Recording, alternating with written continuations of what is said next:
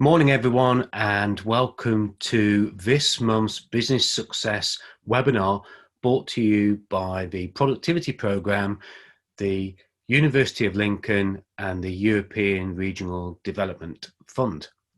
And today's webinar is based upon the theme of delegation of outcomes. See you in a moment. Okay, well, it's 10:30, so we'll make a start and get some of the housekeeping slides underway whilst we continue to get people join us. There's always some.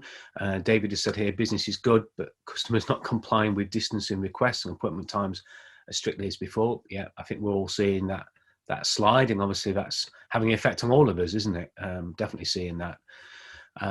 But it's good to have you all, and welcome to this webinar, which is part of the Business Success series that I am putting on for the Productivity Programme and the University of Lincoln, which is kindly funded by the European Regional Development Fund.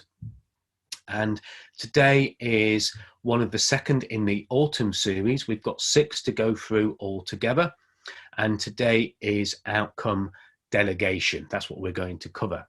As always, we have new people on here, and we have some people who have seen this slide before, but the Productivity Programme is more than just webinars. There is so much that you can access. Obviously, the university have a big focus at the moment on graduates and getting placements, internships, and getting ex-graduates into work. There are lots of funding pots available to help with that, as well as there's a new business angel network that launched a few weeks ago. There's so much that you can access, and I do encourage you to take a look at the Productivity Programme, because there will be potentially something in there that can help you with your business right now. So reach out to the team at the Productivity Programme, and I'm sure they'll be happy to signpost you in the right direction. Today, we're going to cover quite a lot. We're going to talk about the reason why delegation is important and why delegation really gives organizational efficiency. We're going to talk about why we should look at delegating outcomes and not tasks and problems. We're going to talk through empowering people closest to the problems to be able to resolve them, so that we really make sure we've got the best people doing the best and the right tasks that need to be done. And this is one of the things that inspired me to create this webinar in the first place, was a business client that I was dealing with, and they were trying to get more time in their business to work on the business, work on designing the business, as it were. But the more they delegated out, the more time they thought they were going to get, but the more people came back with repeated silly questions to them. And they then spent all their extra time doing the stuff that they had planned, and they spent even more time answering repeated questions. And I wrote a blog article some months ago saying, is it me? And that was the title of it, because I've had my own businesses for over 20 years, from construction business to a garden centre, e-learning business. And there are many times that I've sat there as people have come and asked me the most stupid questions, and I think, really, is it me? Have I not delegated this out properly? And I'm sure that is resonating with a lot of you that are on here now. And now I'm going to talk about the Omen process, a way in which we can look at what we've learned in today's webinar and put a process, a structure together to help us, a very simple process, just to help us track and make sure we're getting the outcomes and the objectives that we need. So that's what we're going to cover today. We've got an hour to do it, so we'll be done for 11:30. If it looks like I'm going to run over, I will let you know in advance. I do like to make sure I cover any questions, so I've got about 10 minutes capacity at the end to answer any questions outside of the time if we need to. If you do have any questions about what I'm talking about, or if you have any questions on any other topic, then please put it into the questions and answers box. That's the main section that I'm going to be monitoring. I don't have a team here monitoring it with me, so it would be great if you could put that in there in the questions and answer section. I'm just going to add a couple of extra people that have just joined here and allow them to talk. If you can keep yourselves on mute until it's the right time to have a chat, then that would be great. A reminder as well that the first 3 webinars of this autumn series are focusing on the level of the business hierarchy of needs. And those of you who are joining for the first time, if you want to learn more about this, you can look in Mike Michalowicz's book, and you'll see the yellow books up here behind me, Fix This Next. And he talks about the business hierarchy of needs as an equivalent to the Maslow hierarchy of needs, in which we need the essential things in that bottom layer, the oxygen, the water, then we need shelter. And in a business way, we need sales, we need to generate cash. Then we need to use profit to create stability. Then we need to go from disorder and from some element of chaos as we drive and grow our business into that level of order, which is where we look at efficiency. And of course, efficiency is a very hot topic of the productivity program, and that's why we're covering it in 3 webinars, of which this is the second. And then in the final 3, we're going to talk about the impact that we can have in our business, and that's where we see the business turn more into giving, what it gives you, what it gives your clients, what it gives your team, and it's that creation of transformation. Okay, and ultimately we're driving to that point of permanence and creating a legacy for our business. So I just wanted to remind you that what we're looking at the moment is achieving organizational order in our business. As always, I'm going to go at a fair pace, so it's important that you take plenty of notes. Make sure you're hydrated. I've got my coffee here, and usually when I'm looking for a sip of something to drink, I'll get you to do something, I'll get you to think about something, and that gives me a chance to have something to drink as well and keep myself hydrated. You probably hear I've got a little bit of a head cold at the moment. Nothing more than a head cold, I hasten to add, but I have got a bit of a head cold, so I'm a little bit nasal. Apologies for that if it's coming over on the sound. This session is being recorded, and I do send the slide deck over to the University of Lincoln as well, and they will distribute the recording and any slides to you. You just need to let them know. So if you want a copy of that, either just put it in the questions and answers section, because they get a copy of that report of all the questions that are being asked. Just let me know that you want a copy of the recording and the slides, and I'll make sure that gets over to you. But it's really important that you take notes, and it's important because I want you to take action at the end of this. I'm going to give you an opportunity to set 3 actions at the end of each webinar. And this is a webinar, I can't see you, I don't really get to speak with many of you, so I'm going to trust that you're taking action, because if you're not taking action from what you've learned today, it could be for 2 reasons. It could be because I've not delivered value, and if I haven't, please tell me and I'll gladly reach out and see if I can do something about that. Or it's because you've not taken the action and you've learned lots of stuff, but you've not written down some things that you're going to do. So I really want to make sure that you take something away from each of the webinars that we have here. We've got to find a couple of people that are just joining now, so I'm just going to do a bit more housekeeping. Allow Charlotte to come in. Good to have you here, Charlotte. So that's good. One final thing to mention that Lottie asked me to say is that once you've registered for one webinar, you will get reminders for all 6. So you won't need to re-register for each of the subsequent webinars in this series or in any future series that they decide to appoint me to present. Hopefully we'll have a winter series, who knows. But you don't need to re-register, just use the registration link. You will get a reminder or 2 from Zoom with the details. And of course, if it's a topic that you're interested in, you can jump on it. If it's not, then that's not a problem. Not all the topics suit everyone. And of course, if you're not able to make it, then just let us know and we'll make sure we get a copy of the recording over to you. Just email me or email the university and we'll make sure they get that sent over to you. So the first question is, why delegate? And this is a question that I asked many, many years in my business, particularly in the construction business. And it was a very easy question for me to answer. My profession is a quantity surveyor. So I'm very good with my head. I'm terrible with my hands. And when I set up a property maintenance company back in 1994, I realized that, I can't go out there and hang the doors. I don't know how to fix a radiator or a sink. So I had to learn the art of delegation very quickly. I had to realize that people were more skilled than I was at doing those things. But of course, what I did want to keep hold of were the financials. I wanted to keep control of business decisions.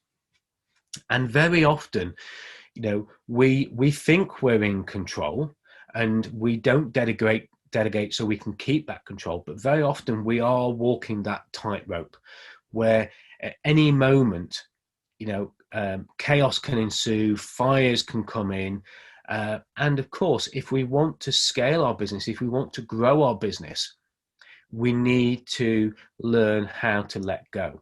And we're going to talk about that. The other thing is that, are you having fun? If you're not delegating, what I often find is that people have a really, really bad job. They think they've got a business, but what they actually have is a business that's controlling them, and they're not controlling the business because they're not able to delegate out what they need to delegate out. You might be delegating out some amazing things right now, and I don't want to downcry anything that you're doing at the moment. But the question is, are you really, really having fun in your business? That's the key thing. And for me, I want to get to the point where every morning I wake up, I want to go to work. I want to go to the office. And I'm very privileged in doing what I do now as a business coach, that I get to be. I was telling somebody earlier, I'm like a grandparent. I get to hold other people's businesses, shake it, spoil it, have some fun with it, but then give it back to them.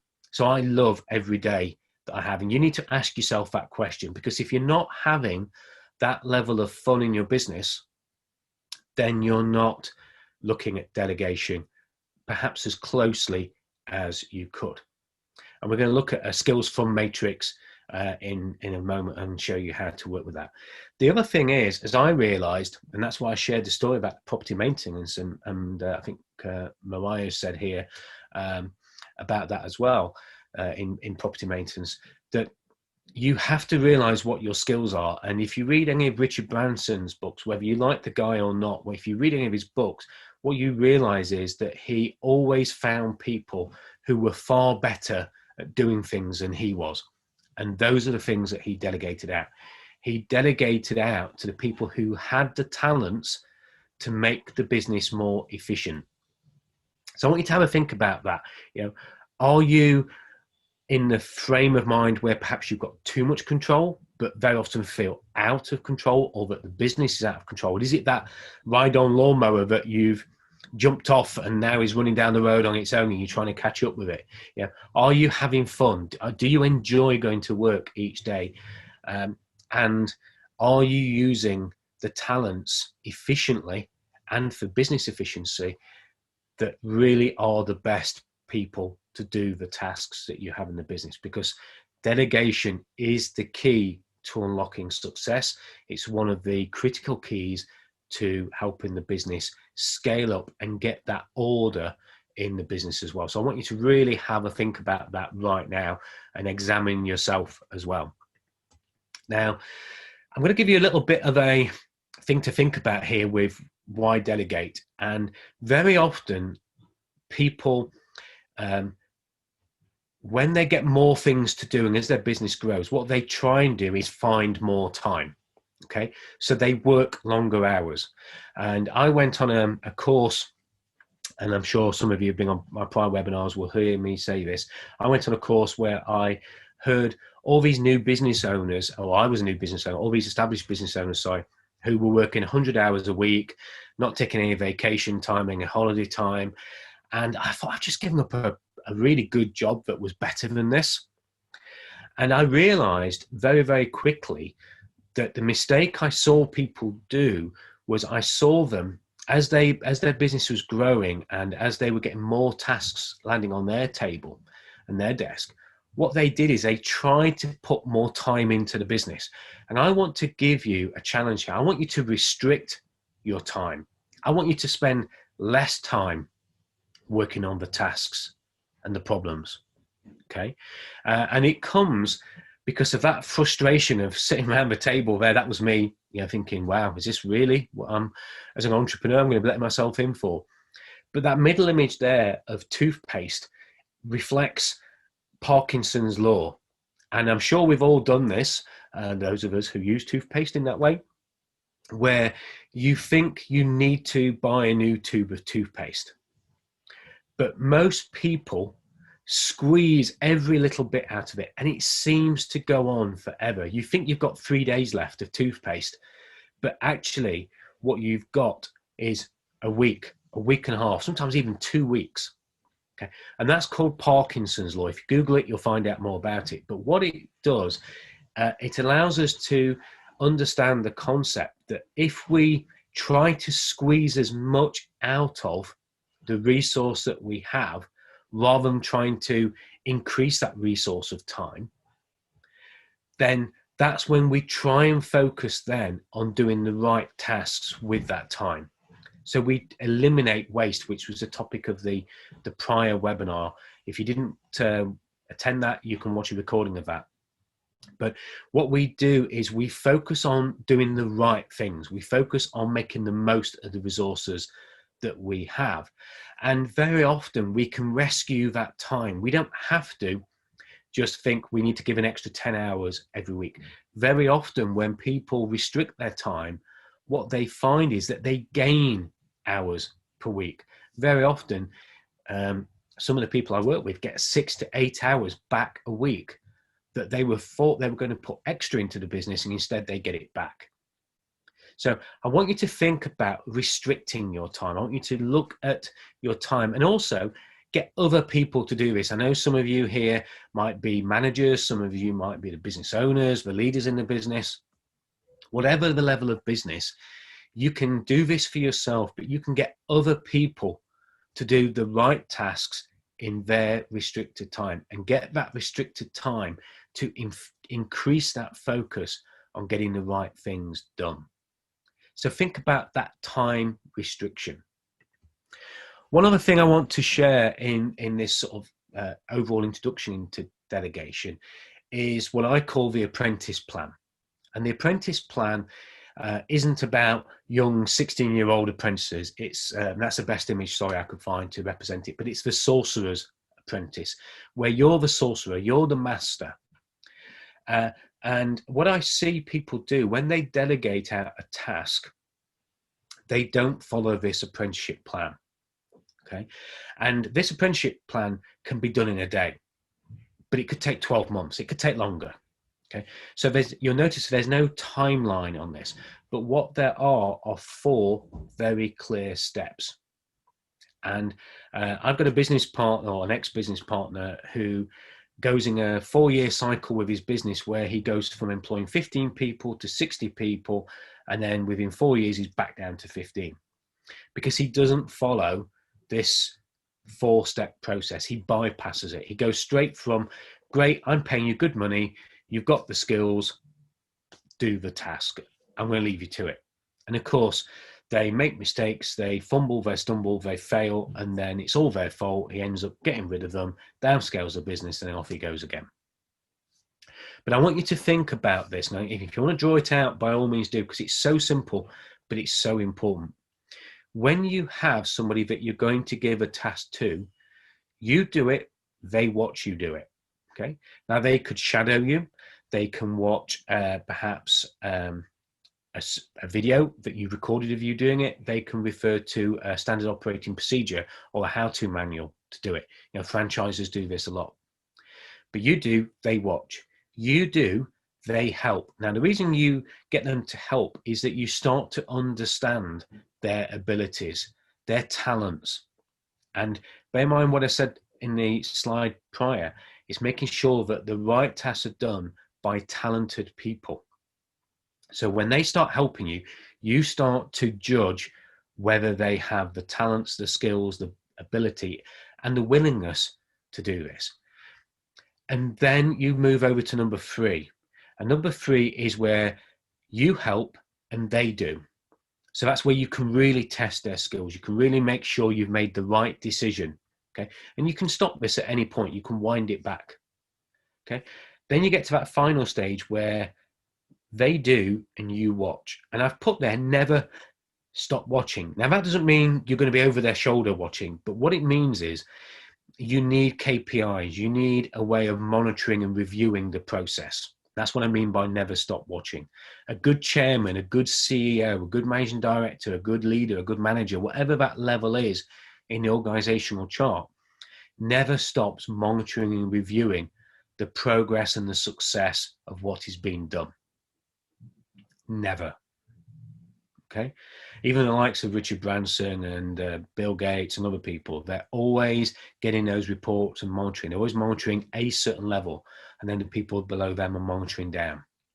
Now, I roll my hands at steps 2 to 3 because a lot of entrepreneurs struggle between step 2 and 3, because when you move from doing to letting them do, there is a shift, and there's a shift in significance.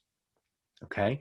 And that's when a lot of entrepreneurs and business leaders and high D in the DISC scale of profiling, they start to see that they're now not as significant as they were in the business. They're not contributing as much in the business, and they start to self-sabotage.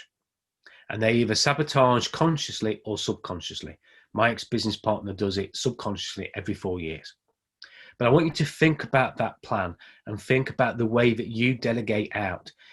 You can do this in a couple of hours, in an induction, in a handover, or you can do it in that full sorcerer's apprenticeship where you're getting somebody to step into your shoes.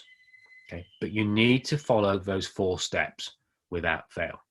So have a think about that. Are you following those 4 steps? The other thing then in why delegate is that it results in organizational efficiency. It allows you to work on the processes and the systems in the business. As I found out in all of my businesses, everybody has a role to play. Everybody is a cog. If I'm employing somebody who isn't a good cog in my business, then I shouldn't be setting them on in the first place. I employ people to be a cog in my business. They need to work efficiently, they need to work effectively, and they need to keep the rest of the machine moving so that we get the success that we're striving towards, whatever that success is. And I know some of you might be charitable organizations, non-profits, etc. But we all have our success that we determine. And the reason to delegate is to make sure that we've got the right cogs in place that are working correctly, that are well oiled by you, to make sure that the machine is working. And ultimately, everyone in the business should be working smarter and not harder. This is why we delegate. Okay. And I really want to hammer that home. That's really, really important. And very often we don't delegate enough in our business because we lose sight of the importance and why we have to delegate. So that's point 1 I want to cover in the webinar. And I hope that some things have resonated with you in there, that perhaps you've seen some things in yourself, perhaps you've seen some things in the team that are out there. But you need to recognize the reason for delegating. And I want to share with you, and this is where I get to take a sip of coffee and you get to do some work. I have something called my skills fun matrix. And when I'm looking at delegating work with any of my clients, any of the businesses that I work with, and any of my own businesses, what I do is I get them to fill out this skills fun matrix. I don't know what size screens that you have on there, but what I do want to do is get you to sketch this out. So if you've You need to have something to write on, whether it's a pad, whether it's a tablet, whether it's a notepad, whatever it is. But I want you to do a quadrant, as you see there on screen, where we've got 4 quarters. And in the top left, okay, we write high skill, high fun. Now, in this box, whether you're doing it for yourself or whether you're getting one of your teams to do it, you write down all the things that you or they are doing, which are high skill that generally only they can do, but also that they really enjoy doing or that you really enjoy doing. Okay, so if there are things that are high skill that you are best placed and best talented in the business to do, that might be sales, it might be productivity, it might be actually creation of products and services, whatever it is. It might be finances. But whatever your high skill is that you really enjoy doing, you list in there. And that is the box that you give out last. That is the box that you look at delegating last, because that's the one you love doing and really you're the best person to do it at the moment. Okay, I'm not saying you never delegate, but that's the one you do last. Then we look across in the bottom right, as I'm looking at it, and we write low skill, low fun. Okay, and I'm dealing with the 2 easy boxes first. Low skill, low fun. And these are the things that really you could get anybody else in the business to do. And it's the things that you don't really enjoy doing. So it might be something like, and I'm sorry if there's any bookkeepers online, but in a business owner who's doing bookkeeping, it might be doing a really mundane task that anybody in the business could do. And you really don't like doing it, but you do it because you feel nobody else will do it. Nobody else will pick up the sweeping brush and sweep the yard. And a lot of the time, the low skill, low fun come out of that frustration of, well, I might as well just do it myself and get it done. So you list all the tasks that are low skill and low fun. That is the first box to get rid of. So if you're going to look at anything to delegate first in your business, it's that. Okay, and we're going to talk about the difference between delegating tasks, problems, and outcomes a little bit later on. Okay.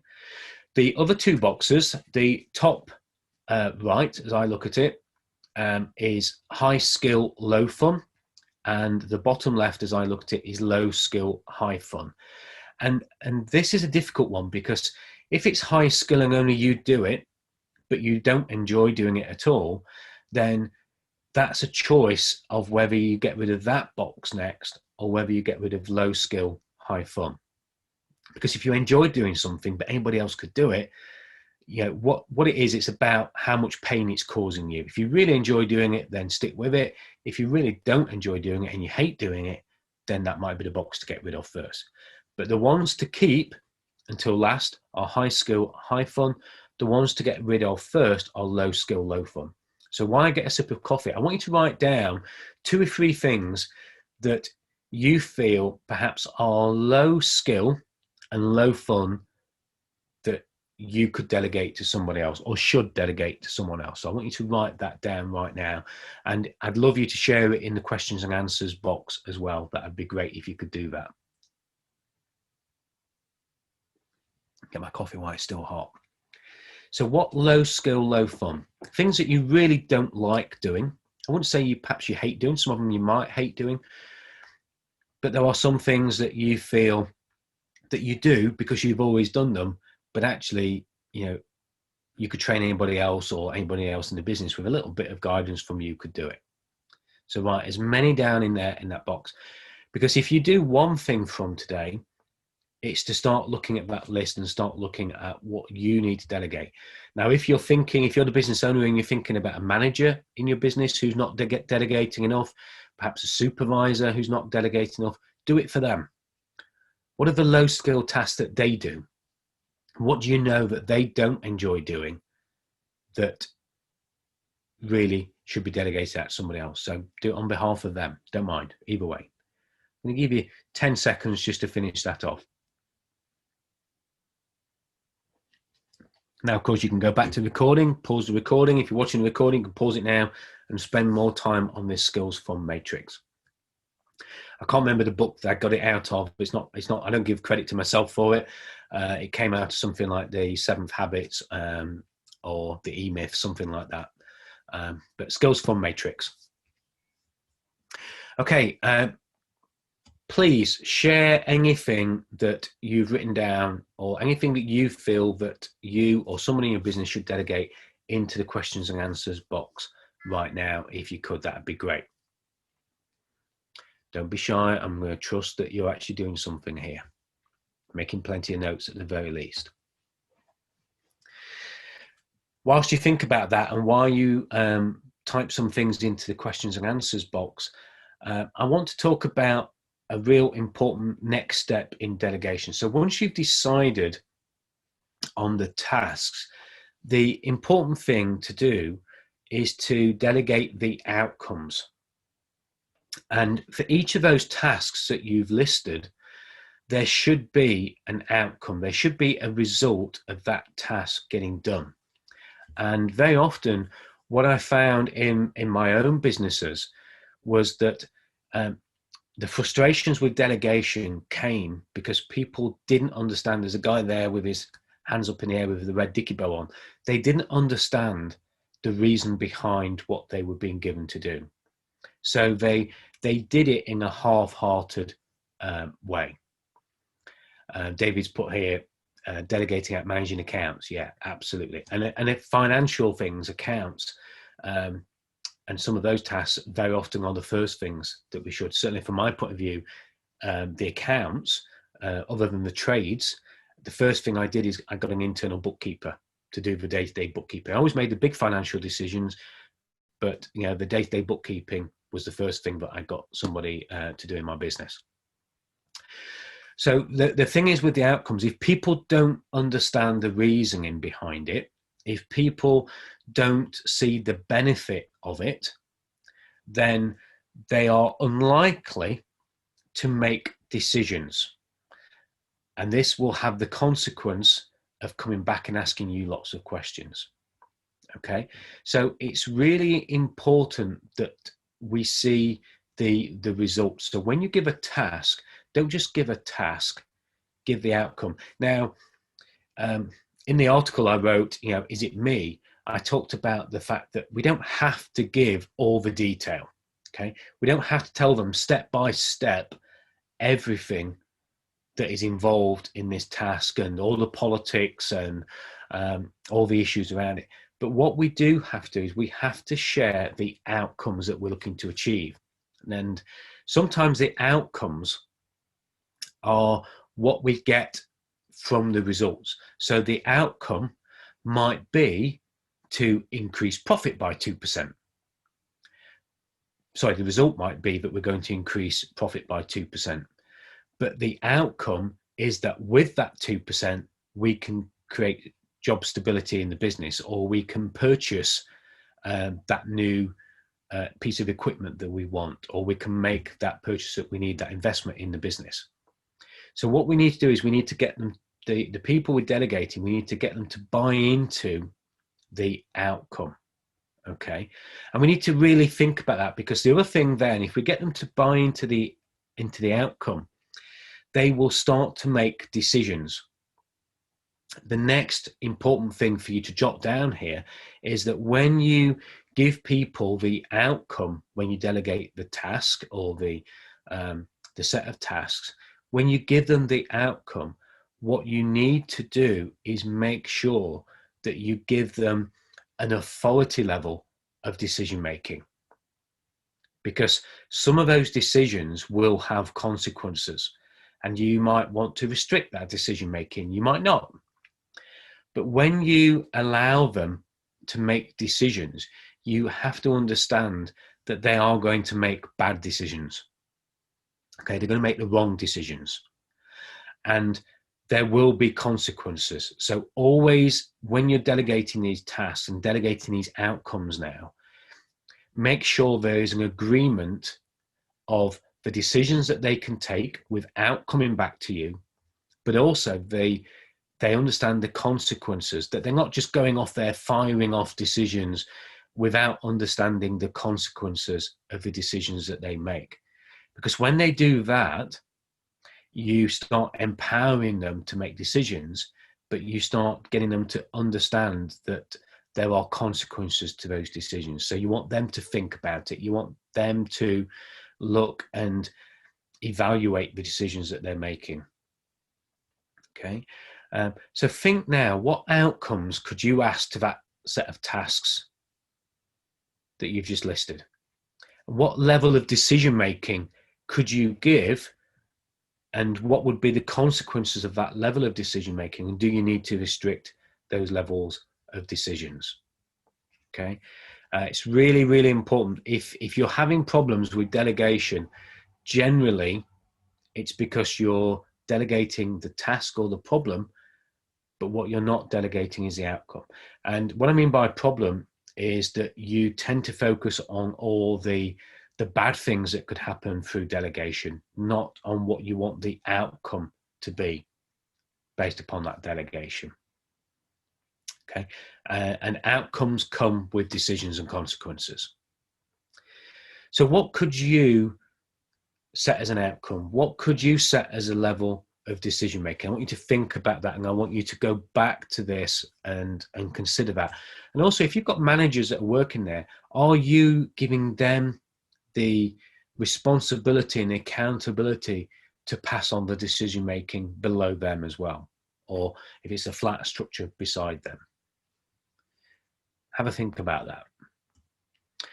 The next thing to think about when you're delegating outcomes and tasks is that we should be delegating to those that are closest to the problem. Okay. Now, I'm going to contradict this by saying that sometimes an outside perspective, a distant perspective can be very valuable. But generally, when we're looking at delegation, we want to involve people who are in the thick of it, okay? And we need to listen to them, because very often, as we talked about in the last webinar, they are the people who have the best advice. They are the ones that see things happening. And you notice there, I put it on the last slide, the lady sat there with the dog. You know, she might be the person that is watching the people throwing the ball in the background, and he's seeing this slap happy attitude in the office. They also are the ones that perhaps want to help their peers. Okay, they want to be involved.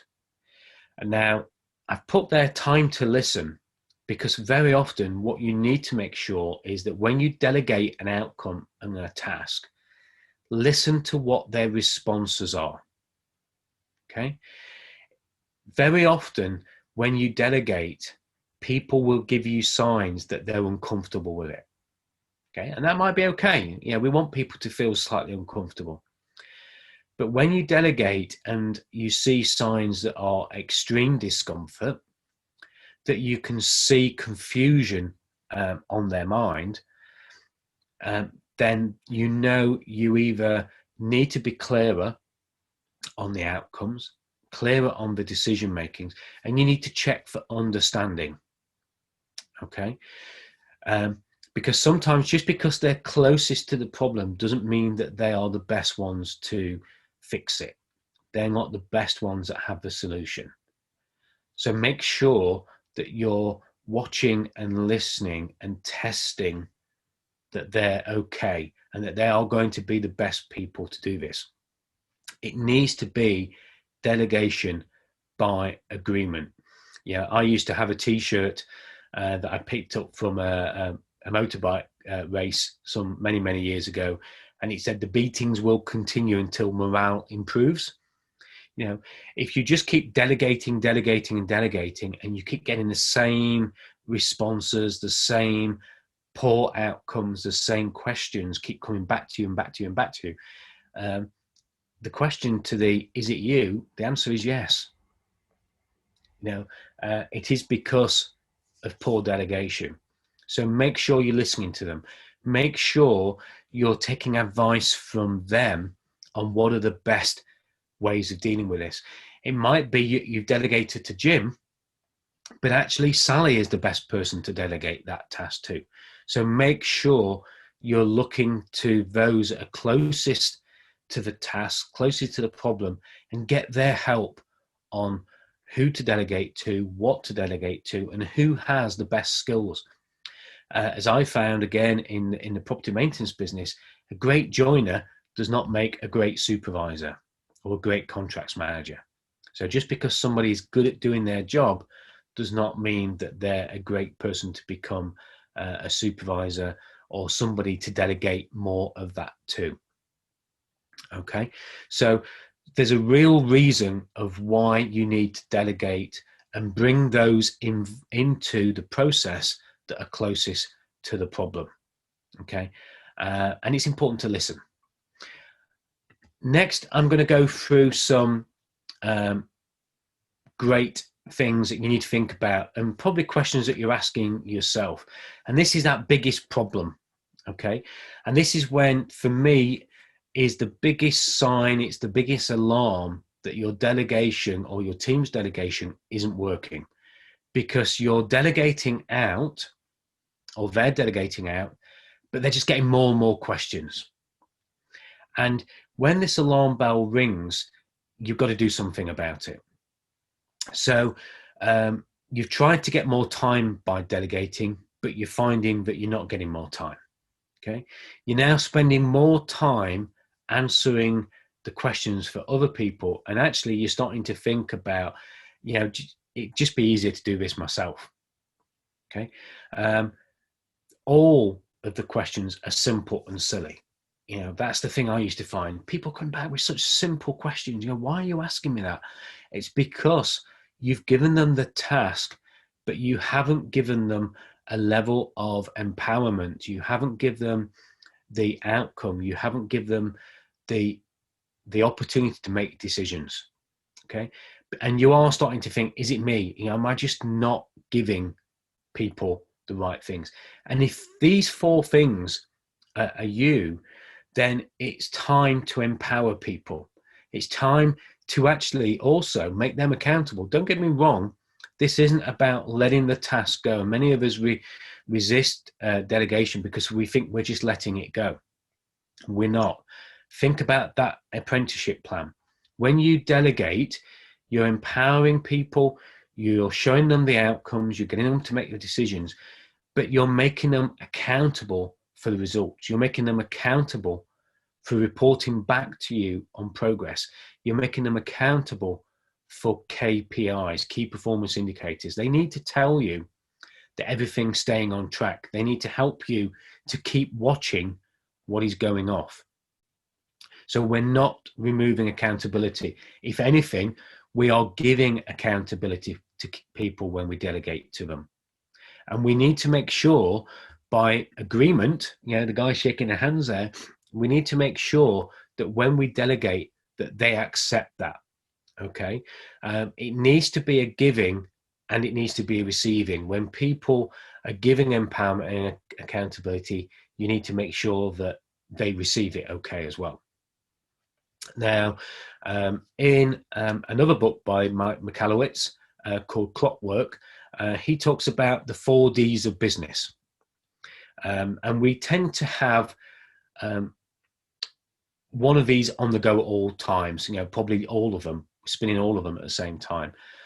But very often what you will see is a move through these where we are trying to go from the doing to the deciding to the delegating to the designing. And by designing, I mean working on your business. It's that old cliche, and I'm sorry you probably heard it time and time again. You need to spend more time working on your business than in your business. Well, it is true. And as a coach, I've got to say that. But it is. As a business owner, I know from experience that. So we need to move from doing. We need to make better decisions. But you notice then comes delegating.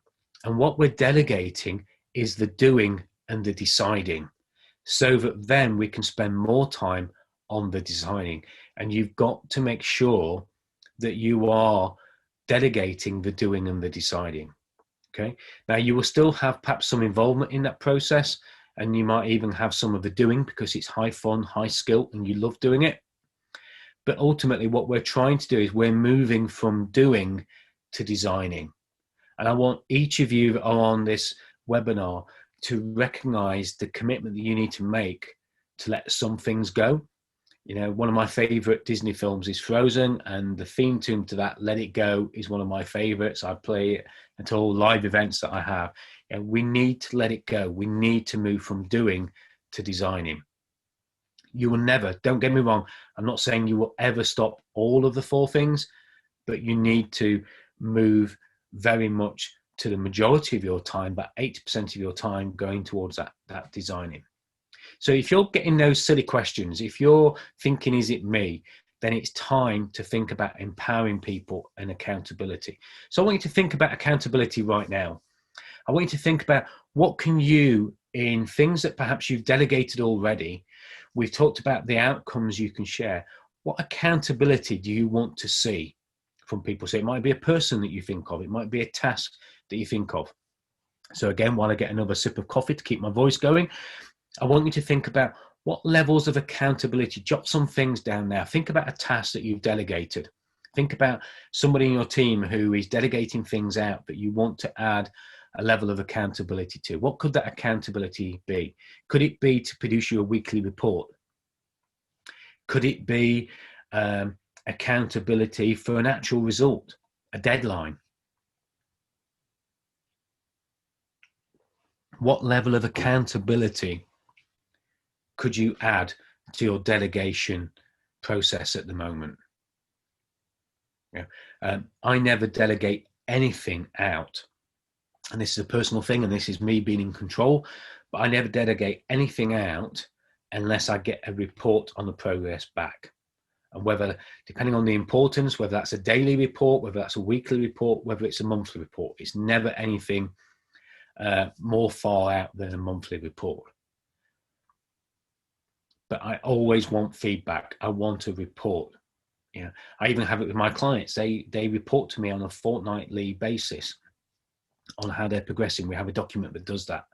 So, you know, what level of accountability do you need to add to that? Again, I'd love you to type. Make sure you're awake. Make sure you're still with me.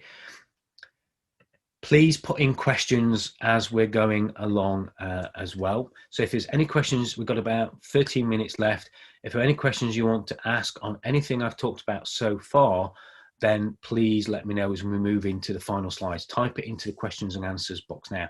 Is it something on decision making? Is it something on outcomes? Is it something on accountability? Have you got a general question on getting people to stop asking those silly questions and how frustrating it is?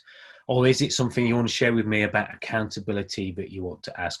If it is a question, just put the letter Q at the beginning, just so I know that it's a question, not a comment. That would be great. So please do that in the Q&A box. Some simple do's and don'ts for stopping those questions. What you should do initially, reward the ownership of the task. When you give somebody a task and when you give them the outcome of that, and they take ownership of that task, because that's, you need them to take ownership. When you get that agreement where they shake hands with you and say, yep, I'm happy to take this on, reward the ownership. Say thank you. You know, it might be a financial reward. It might just be you know, a job title. It might be an extra benefit, but very often it can just be a thank you. Another do is share the outcome. Make sure you share that outcome, and don't just share it with the person you're giving the task to. Share the outcomes with the team. If there's more than one person on the team, share the outcome with the team. Do give levels of decision responsibility. A client down in Bournemouth sent me a decision responsibility matrix the other day, and they got all the positions, all the tasks, and for each position, a different level of responsibility. Now, a lot of those responsibilities were based upon finances. So it had amounts that people could make decisions on. So up to £500, up to £10,000, etc. But give the levels of decision responsibility and tell them that you do not expect to see those questions coming back, those decisions coming back to you within those responsibility levels. Be crystal clear. You do not expect to see them unless absolutely, they've got nowhere else to go. Don't punish wrong decisions. If people make wrong decisions, of course they need to know that they're wrong decisions, but don't punish them. There's a book, I can't remember the guy who wrote it, called Black Box Thinking, that talks about how the aviation industry is so safe because it doesn't have a whistle blowing, it doesn't have a finger pointing culture. It has a black box culture.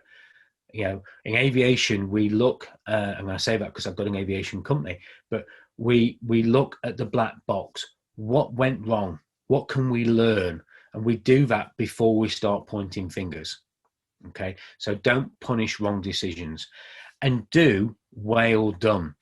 And what I mean by that, Ken Blanchard wrote a book called Well Done. And in this book, he talks about the fact that, and I did this in all of my businesses, that we of course highlight what has gone wrong, but what we do is we over exaggerate what is done well. So the little bits of progress, the little things, are what we reward, and we over exaggerate. And of course we mention the things that get done wrong, but we over exaggerate, because what Ken looked at was the fact that if you're trying to train a killer whale, you don't beat it with a stick trying to get it to do it right. You reward it when it does any small amount of thing right, because then the killer whale wants to receive the reward. Okay, so do well done. Mention what gets done wrong, but over exaggerate what gets done right. Stop being the oracle. Okay, this is a hard one. And I felt really bad once when somebody rang up and said, "Oh, can I speak to Eric, who was my contracts man?" I said, "Oh, don't you want to speak to me?" No, I'm sure Eric will have the solution. Can I speak to Eric? And that's quite hard hitting for somebody who is a high D on a profile, somebody who likes to be significant in the business. So stop being the oracle. It's hard, but you have to stop being the oracle. Being a decider, being somebody who makes all of the decisions in the business, all of the decisions, being the person that people turn to for all those decisions, that final stamp of approval, makes you and the business super inefficient. Can't hammer that home hard enough. And I'm giving you some home truths here, and I want you to look in the mirror and think about the things that you need to adjust in yourself as well. The things that your managers need to adjust, your supervisors need to adjust in themselves as well. So we've talked about outcome delegation. We've talked about some of the things there that you need to work on. And to help an area of improvement, and it might be a particular task that you want to delegate, I want you to look at the 4 things. Set an objective, set a clear move of where you want to be. Agree the measurement and the best way of measuring the outcomes and the improvement for that objective. Evaluate how often, by who, by what time scale, and give them the empowerment to set those timescales. Involve those people closest. Don't set unrealistic expectations. And nurture. Involve the team, involve the people, involve the partners. Get that buy-in from people, so that the result is, the planned result is shared and the actual result is shared with everyone. Okay, and that's what I mean by OMAN. Work on those 4 things. It's a very simple framework to use, but it's something that's really, really simple and effective. Now, please, if you've got any questions, put them in the questions and answer box. Frank's put here 3 recent actions: measurement of sales, admin, productivity, transport and storage, forward costs, Brexit issues, procurement of specialist ingredients, pre-Brexit issues. Okay, great. I'm going to take you off mute in a few minutes, Frank, just to talk about that a little bit more. But I just want to cover one last slide before I do that. So please, I'm really glad you're taking away these actions, Frank, and we'll talk about those a little bit more if you're willing to. But I want you to think about bees. I keep bees, and one of the things I see when I look at my beehive, I'm amazed by it every time I open it, that every bee knows its place. And it's something called the queen bee role. Okay, every bee in the hive has its role to play in maintaining the health of the queen and the hive. In the fact that the queen is the only one that lays the eggs, it's the only one that can build the success of the hive. So each bee knows its role, and it knows its role in the success of the hive, and it will do everything. It will die for it. So you need to make sure, I just want to hammer this home one more time. You need to make sure that everybody in the business understands that queen bee role. Okay. What is that big outcome? What is that success that everybody's working towards? Okay. That hub and spoke, show people how their positions and their tasks that you've delegated to them don't just share in the outcomes of that task, but they share in the bigger picture. That's what I wanted to do with this slide. You need to share the bigger picture. You need to share that hub and spoke view that you need to have in your business. So think about your business as a beehive. Does everybody know the role that they're playing? Does everybody know how that role affects the big success of the business, that queen bee role? Okay. And if the answer to that is no, then that's something you need to go back to. And we covered that in prior webinars, but everybody should understand how their role fits with the success, the big success of the business. Okay, we've got 4 minutes left, so we're just about on time. So I want you to think of 3 actions. What's your next step? What 3 things can you do to improve the delegation in your business, the delegation of outcomes that stop those questions keep coming back? How can you improve your efficiencies through delegation in your business? What do you need to work on? Is it the apprenticeship plan? Is it the skills fund matrix? Is it the decisions and the accountability and responsibility for outcomes? Is it sharing the big picture? So write down 3 things. Look at your notes. If you're watching the recording, stop the recording, go through your notes. What 3 things can you do in the next couple of weeks, because it's 2 weeks before the next webinar? What can you do in the next couple of weeks to improve your delegation? And I'd love you to share that in the Q&A box with me. And with that, I'm going to go over to questions and anything that people want to share. So I appreciate we've gone through quite a lot in an hour. Please ask any questions in the questions box. And whilst we're dealing with questions or talking through Frank's 3 points there, I'll put the contact details up of the productivity program as well. Remember, there's so much you can access there. So any questions? Please, Frank, if you want to unmute yourself and just tell us a little bit more why people put questions on there, what you mean by the comments you put there about measurement of sales activity. Just tell us a little bit more about that, of what you've taken away. Sure. I'm quite in a sort of good position in terms of the delegation. It sounds quite modest. That's good. As an operations director for many years now, it's come as a must do in terms of delegation. So all the points you've been talking about this morning, obviously, I was quite pleased to tick some boxes and say, yeah, that's okay. The ones I put down were more specific because as head of operations, I had to restructure our sales admin and customer service departments. And it was obvious that that performance in that department wasn't hitting the sort of standards that I expected to. So I guess I'm talking about a specific here, but I found myself getting back involved in a specific sort of action, and then realised that I had to take a step back. Although I started to sort of do the things, I then realised very quickly, well, right, I step back and let the other people do that. So they watched me, and I got the sort of office manager to sort of look at the sort of sales admin function and why we weren't actually delivering a good performance there in terms of our customer liaison. So that was the one that was a recent one. The 2 other ones, issues, are really down to Brexit. We know we're not sure where we are with Brexit still. 15th of October tells us that we may have a decision. It's unlikely. Again, getting into specifics, but I had to set both my supply chain manager and procurement manager, look, you need to sort of really work hard at what the implications are for us in our business right now, and don't leave it till last minute. So again, I felt myself getting drawn into the specifics, and realised, no, hang on, let these guys work it through, and let them sort of do the work, and hopefully, as you pointed out in your slides, show them support thereafter. They're making the decisions rather than making no decisions. Yeah, and thanks for sharing that.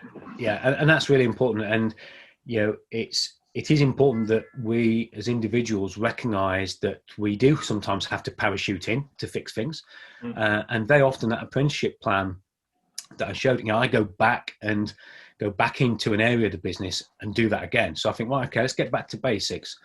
I'll do it because I want to get into it. I want to see what's wrong with it.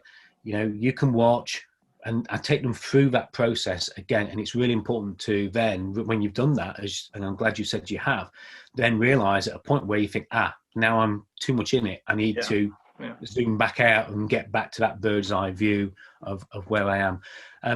Just quick question, and I've got a couple of people here that are putting tasks on here. So thanks, Peter, and thanks, David, for sharing your action. How do you deal with the accountability and how people report to you then? If and it sounds like you're doing a great job. Just for the purpose of sharing it for the recording and for the other people on here, how do you deal with that accountability side and reporting to you? I think the accountability just really that stems from you mentioned KPIs several times today and in the previous sort of session we had. Yeah. Accountability for me is driven by KPIs. We have a weekly I hold a weekly session with my operations SMT, with senior management, and we discuss the various KPIs they have on a weekly basis. So the accountability is always there. It's not neglected. Yeah. And even if it's good performance, indifference, or bad performance, we share the sort of success and we share the pain as well at any given week. So that's the key account. In terms of reporting, I mean, we have a weekly report which goes into a monthly board report which are put together. So I feel as though the accountability, although you can always improve on that, we've got the right sort of, if you like, metrics in place to sort of measure it on a regular basis. Yeah, great.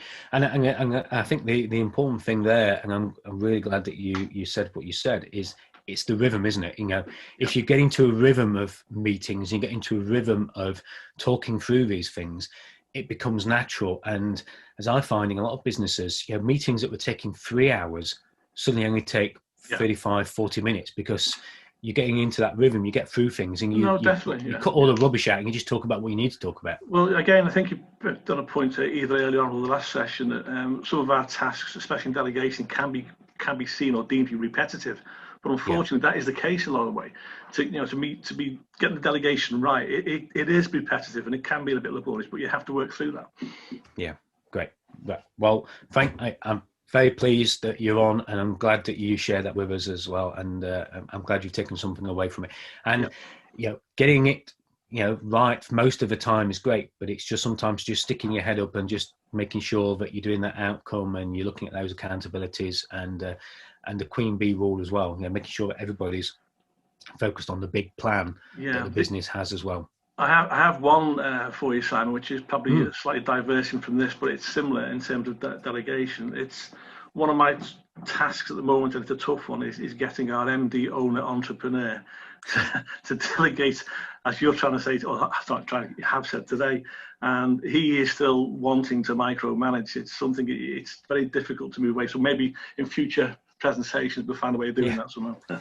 And well, I'll give you a couple of things with that. The first one is to be absolutely clear that he will never let it completely go. No, of course not. And very often as MDs we need to hear that, because we like to be in control, we like to have control, and there's a difference between being in control and having control. So you need to explain that to him. And the other thing is, as I do with a lot of MDs, it's that skills from matrix. It's really getting them to see good point. The benefit of what their skill is and what they really enjoy doing. And the more you get them to focus on that, generally by natural sort of occurrence, the other tasks get delegated out, because they really find that they find something that they love doing and they want to put their time into that. So, if you do those two things, then that can start to make a shift in any MD, that's really. Good. Yeah. Thanks for that. Yeah. Great. Okay. Well, thanks for that. Peter, going to delegate more basic transport compliance. Great. Working closer to transport manager and have a closer relationship with my PA. Absolutely. David, leave manager to manage. Yes, I absolutely agree with that one. Check manager accountability, and hopefully Frank's giving you some good tips on that. It is about getting into a rhythm, and by getting into that rhythm, what you do is you do realize that you keep your finger on the pulse and you're never actually letting go, and you're continually watching what's happening as well, and ensure that manager is supporting team delegation. Yeah, if you've got other people that are delegating out, always check that they are delegating the outcomes, and if they're not, then get them to watch the recording of this, because it's the outcome delegation that stops all those questions coming back. So I'm glad you've taken something away from that, and glad that you've taken some action as well. I can see people dropping off. We're about 5 minutes over. So unless anybody's got a burning question, I'll give you 5 seconds just to type the letter Q in there and type a question in while I sort of say the thank yous. And if nobody's got any more questions, we'll draw it to a close.